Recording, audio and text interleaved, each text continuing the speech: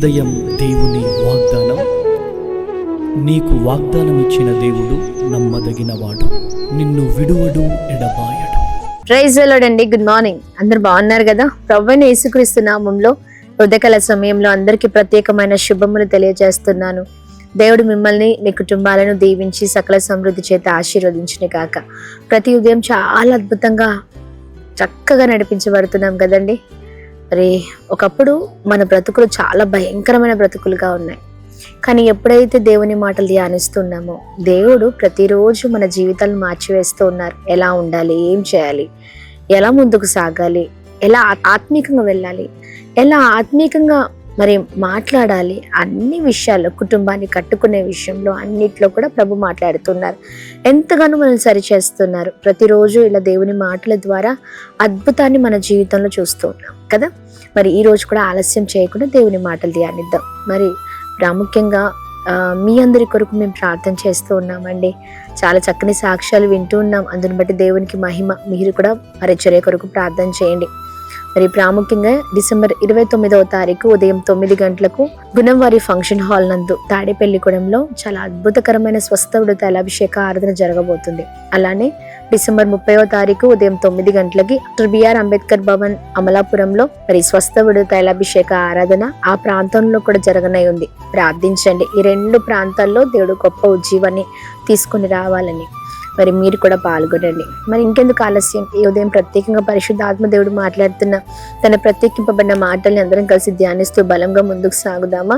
యెషయా గ్రంథం 51వ అధ్యాయం 7వ వచనం. మీ అవమానమునకు ప్రతిగా రెట్టింపు ఘనత నొందుదురు. Praise the Lord. అద్భుతకరమైన మాట కదా. అవునండి, అవమానానికి ప్రతిగా రెట్టింపు ఘనత నొందుదరని ప్రభు మాట్లాడుతున్నారు. అవమానపరచబడుతున్నారా?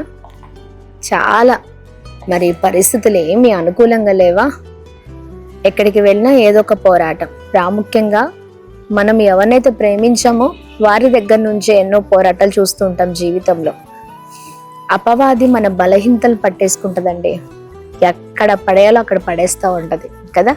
మనం బాగా నమ్మామే, వారి దగ్గర నుంచే పోరాటాలు. ప్రేమించామే, వారి దగ్గర నుంచే తృణీకరణ. ఇలా చాలా మట్టుగా జీవితాల్లో ఇవి మనం చూస్తూ ఉన్నాం. కానీ ప్రభు గొప్ప దేవుడు అండి. ఆమె ఆ అవమానాలకు ప్రతిగా దేవుడు రెట్టింపు ఘనతనివ్వబోతూ ఉన్నారు. రెట్టింపు ఘనత. ఉదయకాల సమయంలో అవమానపరచబడుతున్నారా? పర్లేదండి, ప్రభునందు మీ ప్రయాస వ్యర్థం కాదు. చాలా మంది దేవుని నమ్ముకున్నారని, అనగా యేసుక్రీస్తు ప్రభువాన్ని నమ్ముకున్నారని ఊర్లల్లో, గ్రామాలలో, పట్టణాలలో మరి వెలివేస్తూ ఉన్నారు. కుటుంబంలో వెలివేస్తూ ఉన్నారు, తృణీకరిస్తూ ఉన్నారు, చాలా ద్వేషిస్తూ ఉన్నారు కదా. ప్రభునందు మీ ప్రయాస వ్యర్థం కాదు. ఆమెన్. ప్రభు యందు మీరు ఏ తృణీకరణ మీరు మీ జీవితంలో చూస్తున్నారో దేవుడు రెట్టింపు ఘనతనివ్వబోతున్నారు. మీ తలలు దింపబడ్డాయని మీరు అనుకుంటున్నారు, కానీ లేదండి, మీ తలలను ఎత్తే రోజును ప్రభు ఇవ్వబోతూ ఉన్నారు. అన్నవారి ఎదుటనే సాక్షీకరంగా అన్నవారి కంటే ఎక్కువగా ప్రభు ఉంచబోతున్నారు, హెచ్చించబోతున్నారు. ఆమెన్. మనం చేయవలసింది ఒకటే, ప్రభుని గణపరిచే వారిగా ఉండాలి. అది ఏ పరిస్థితి అయినా. ఆమెన్.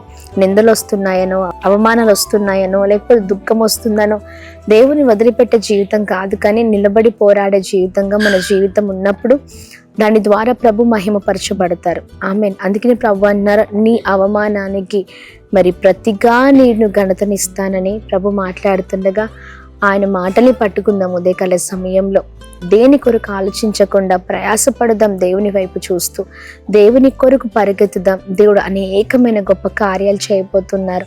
అధైర్యపడకండి. భర్త తృణీకరణ మరి మీరు చూస్తున్నారేమో, భార్య తృణీకరణ మీరు చూస్తున్నారేమో, బంధువుల అందరి ఎదుట మరి మీరు మరి ఒక ఒంటరి జీవితాన్ని జీవిస్తున్నారు అనుకుంటా. ఒంటరి అయిపోయాను, నా పక్షం నిలబడేవారు ఎవరు లేరని అనుకోవచ్చు.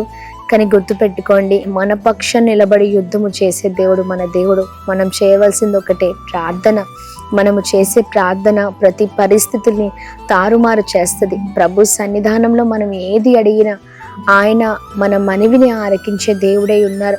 ఇజ్రాయేలు మొరపెట్టినప్పుడు, బానిసత్వంలో ఉన్నప్పుడు మరి వారి మొరను దేవుడు చూడలేదా? చూశారు.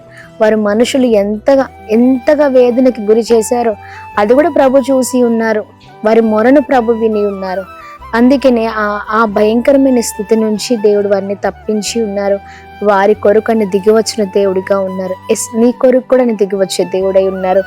నీ అవమానానికి ప్రతిగా దేవుడు రెట్టింపు ఘనతనివ్వబోతున్నారు. ఈ మాటలు పట్టుకొని ప్రార్థిద్దాం. దేవుడు ఘనమైన కార్యాలు చేయబోతున్నారు. Praise the Lord. ఎంతమందికి దేవుని మాటలు ఉదయకాల సమయంలో సంతోషకరంగా ఉన్నాయి? ఎస్, సంతోషించండి. ప్రభు నిశ్చయంగా గొప్ప కార్యం చేయబోతున్నారు. ఇంకెందుకు ఆలస్యం, ప్రార్థిద్దామా? మరి ప్రార్థన. తండ్రి, మీకు స్తోత్రం. అద్భుతమైన తండ్రి, ఉదయకాల సమయంలో చక్కని మాటల ద్వారా బలపరచబడుతూ ఉన్నాం. ఎంతగానో ప్రభా మీ మాటలు మాకు ధైర్యాన్ని ఇస్తూ ఉన్నాయి. మీ మాటల ద్వారా ప్రోత్సహింపబడుతున్నాం. చాలా చక్కగా నడిపించబడుతున్నాం. ఉదయకాల సమయంలో నిందకు ప్రతిగా రెట్టింపు ఘనతను ఇచ్చే దేవుడవై ఉన్నావు. సంతోషాన్ని ఇచ్చే దేవుడవై ఉన్నావు. ఉదయకాల సమయంలో ఎంతమంది దుఃఖముతో ఉన్నారో, వేదనతో ఉన్నారో, చాలా భయంకరమైన పోరాటాలతో ఉన్నారో ప్రభా, ప్రతి ఒక్కరితో మీరు మాట్లాడండి. వారి నిందకు ప్రతిగా అయా రెట్టింపు ఘనతను దయచేయండి. వారికి ఉన్న దుఃఖాన్ని మీరు కొట్టివేయండి. సంతోషకరమైన జీవితంతో వారిని మీరు బ్లెస్ చేయమని వేడుకుంటున్నాం ప్రభా. నీ కొరకు ఇంకను నిలబడాలి, ఇంకను ప్రార్థించాలి, ఇంకను ప్రభా అయా నీ కొరకు అయా ఇదిగోండి అయా ముందుకు సాగే జీవితాలు దయచేయమని వేడుకుంటున్నాం. ఈ ఉదయకాల సమయంలో బిడ్డలు ఏ విషయంలో వేదనతో ఉన్నారో వాటి ప్రభా గుండెల్లో వేదన మీరు కొట్టివేయండి, గొప్ప చేయండి, ఉన్నతమైన స్థితిలో ఉంచండి. ప్రతి దిగులు, ప్రతి భయాన్ని మీరు తొలగించండి. చేస్తున్న ప్రతి పనుల్లో, ప్రయత్నంలో మీరు తోడే ఉండండి. వెళ్తున్న మార్గంలో కృప కలుగునుగాక అని ప్రార్థన చేస్తున్నాం. మీరు తోడే ఉండండి. ఇంకను బలపరచండి. ప్రతి బలహీనత పైన విజయం కలుగునుగాక. ప్రతి బలహీనత పైన విజయం కలుగునుగాక. చేస్తున్న ప్రతి పనులలో మీరు తోడే ఉండండి.